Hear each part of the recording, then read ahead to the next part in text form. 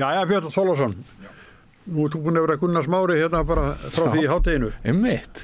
Það var mjög skemmtileg reynsla. Ég mjög þakklátur fyrir að hafa fengið þann heiður að fá að með stjórna þessum þætti með þér. Þetta náttúrulega, þessir þættir þeir eru stórvirki í íslenskri þjóðmálaumræðu. Þeir eru það. Og ég man bara löngu áður en ég tengdist samstöðunni eitthvað hvað ég var búinn að vera þakklátur til dæmis mörg ár, varst ekki einhver 7 ár sjálfur með Sprengisand eða? Jú, 7,5 ár. 7,5 ár, þú fórst aldrei í frí? Aldrei.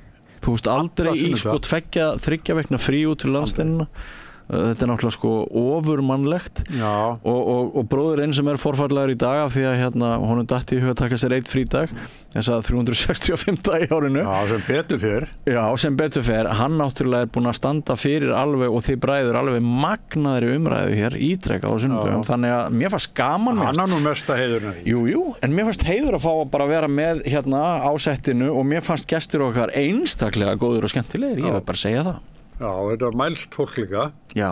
Sem að, er ekkert hrætt við að segja það sem í því, Það er svo mikil sverðið, Já, ég tek undir það, að þótt til dæmis manneskja eins og Ingeborg Sólrún situr náttúrulega friðarstóli og sé hætt að hafa opinber ítök einhver, þá sá maður alveg gamla baráttu andan í henni. Hann blossaði upp og... Samt þetta svona fyrrverandi stjórnmálamaður. Já. Að hún kemur en hún segir ég óvirk í stjórnmál fínt, en hún kemur, hún segir sína skoðanir. Mér finnst svolítið vondið kannski stjórnmálamaður sem kannski skipt miklu máli meðan hann var í pólitíkinni ef hann bara lokar á og vill ekki koma. Mér finnst eiginlega svona skulda svolítið það að taka þátt í umræðu það sem að gerast. Já, ég er sammála þér. Það út frá þekkingu, reynslu. Já. Þá bara, fyrir okkar litla fámennasamfélag, þá það bara samfélagslega mikilvægt að við séum virk. Það ekki? Jú. Í lýðræðislegri umræðu.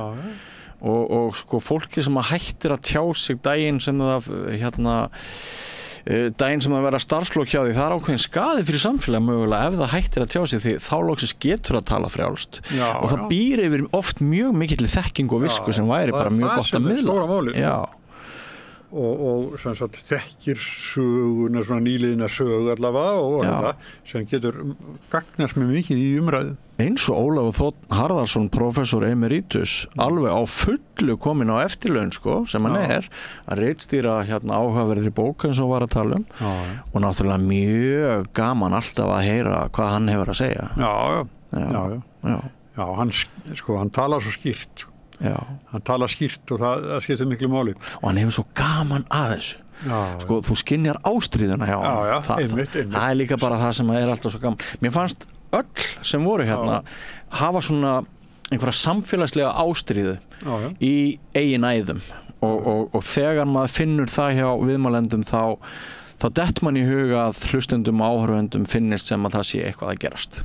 Það voru Jakob Frímann sagði mér í gær að hann og Bogi voru saman í landsprófi í Hagaskólanum.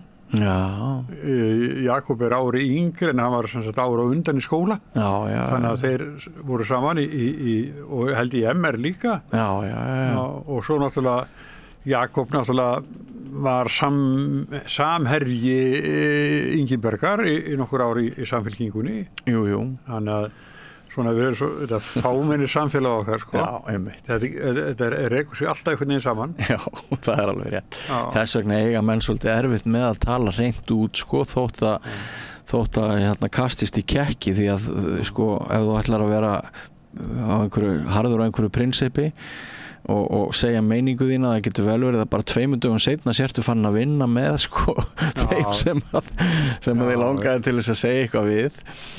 En en af því þú nefnir líka bara með Boga, hann hefur augljóslega gríðarlegt hjarta fyrir því að vera í fréttamennskunni eins lengi og hann getur verið.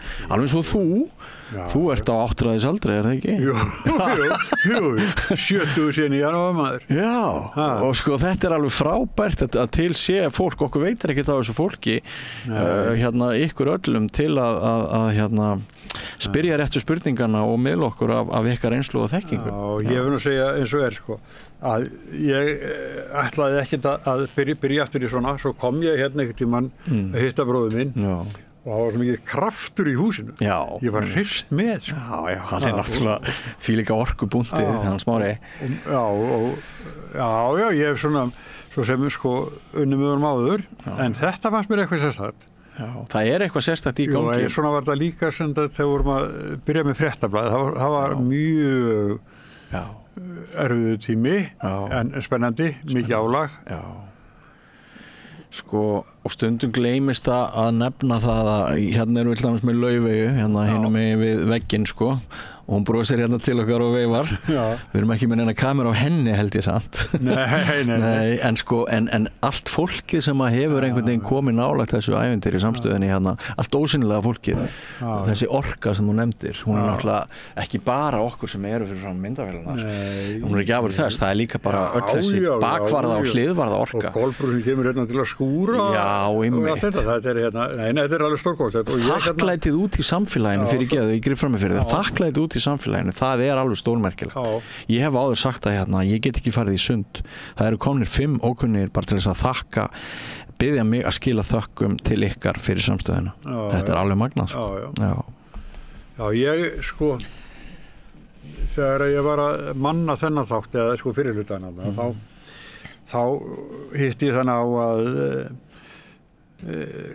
kona segi gjarnan vilja fá og þá hún hérna ein með börnin þessa helgi ykkur var að lenda í Oslo og svona, en þarna sko, þar var ég líka bjóða mjög miklum hægrimönnum í síðustu viku muni ég það rétt eða þar áður, nei síðustu viku þá voru við mjög hægri sinnaðir fyrir 2 vikum já, fyrir 2 vikum það var mjög hægri sinnaðir gestir sko þannig að þetta svona þetta alls ekki þó þetta sé í þessu húsi og svona tengt sósíalistaflokknum þá það alls ekki svo að við viljum ekki heyra aðra raddir sko.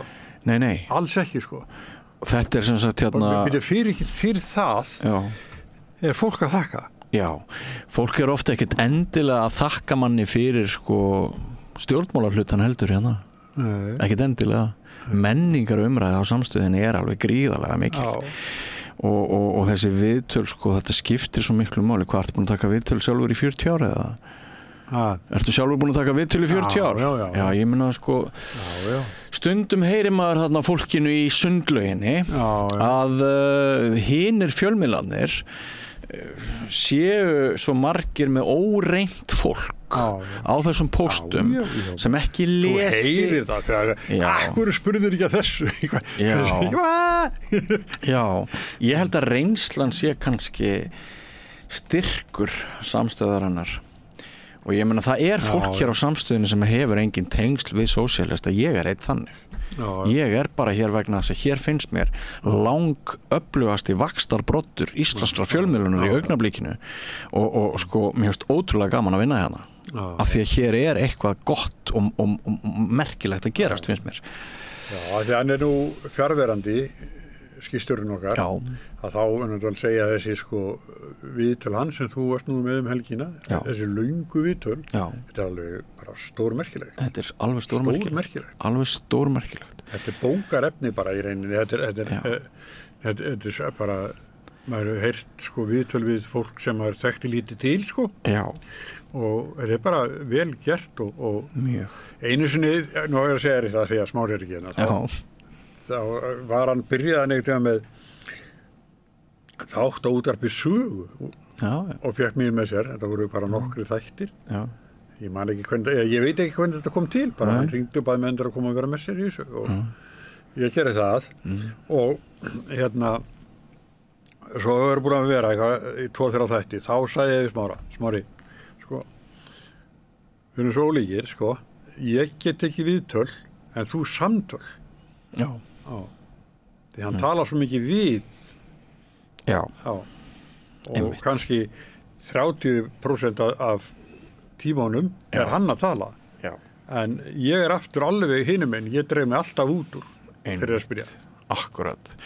Og þegar menn eru sko ríkir á samhengi, talnaglöggir og fróðir alls konar hluti eins og bróðir þinn, þá þessi virðisauki inn í viðtölin sem leiðir til þess að viðtölin verða samtöl eins og þið kallið það sko.